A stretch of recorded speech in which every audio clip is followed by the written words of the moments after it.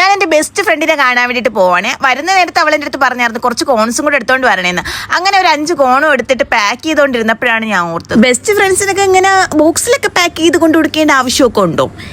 ഇതിങ്ങനെ കൈ പിടിച്ചോണ്ട് പോവാനും വയ്യ. എന്തോന്നില്ല വെക്കും. കിട്ടി സാധനം, ഇത് തന്നെ വെച്ചോണ്ട് പോവാം. അങ്ങനെ ഞാൻ നല്ല കവറിലൊക്കെ സൂപ്പറായിട്ട് പാക്കൊക്കെ ചെയ്ത് ഞാൻ അവളെ കാണാൻ വേണ്ടിയിട്ട് പോവാണ് കേട്ടോ. ഇങ്ങനെ കൊണ്ടു കൊടുത്തപ്പോഴേ അവള് പറഞ്ഞു എച്ചിത്തരത്തിന് ഒരു കുറവില്ലല്ലോ നിസ. സത്യം പറഞ്ഞു കഴിഞ്ഞാൽ ഇന്നത്തെ ഈ വരവിന് വേറൊരു ഉദ്ദേശം കൂടി ഉണ്ട് കേട്ടോ.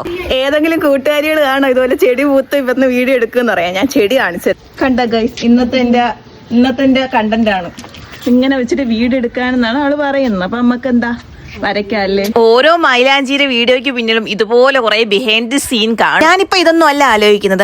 അവള് രാവിലെ എണീച്ചപ്പോ ആ ചെടി കണ്ടപ്പോ എന്നെ ഓർക്കണം എന്നുണ്ടെങ്കിൽ എനിക്ക് അതുവഴി ഒരു കണ്ടന്റ് കിട്ടട്ടെ എന്ന് അവൾ ആഗ്രഹിച്ച് എൻ്റെ അടുത്ത് ആ മെസ്സേജ് അയച്ച് പറഞ്ഞിട്ടുണ്ടെങ്കിൽ എന്റെ സക്സസ് കാണാൻ വേണ്ടിയിട്ട് അവൾ അത്ര ആഗ്രഹിക്കുന്നുണ്ടെന്നല്ലേ. എന്റെ ഇൻസ്റ്റാഗ്രാം അക്കൗണ്ടാണ്, അവൾക്കാണെങ്കിൽ പ്രത്യേകിച്ച് ഒരു ലാഭവും കിട്ടാൻ വേണ്ടിയിട്ടില്ല.